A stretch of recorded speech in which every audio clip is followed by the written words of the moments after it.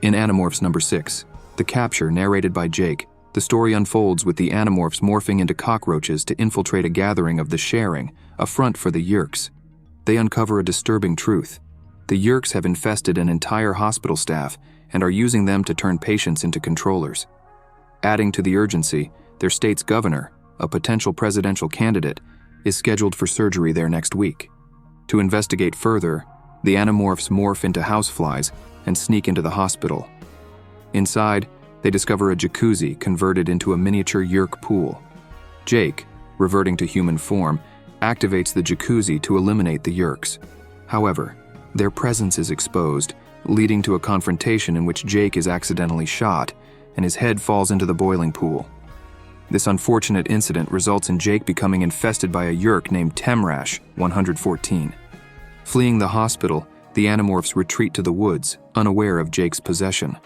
Suspicion arises when Axe notices strange behavior from Temrash. Jake's friends eventually realize he has been compromised, and Temrash's outburst confirms their suspicions. They decide to hold Jake at Temrash captive for 3 days, awaiting Temrash's death from chondrona starvation. During this time, Axe morphs into Jake to maintain appearances at home and school. Jake is tied to a chair in an abandoned shack deep in the forest. Despite their precautions, Temrash manages to escape during a morphing episode and becomes lost in the wilderness. He attempts to morph into a falcon, but is intercepted by Cassie, morphed as a great horned owl.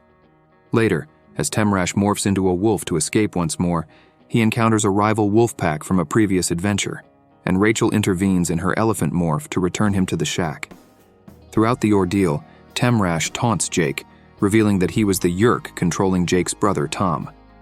Despite the psychological torment, Jake remains resolute in resisting the Yeerk.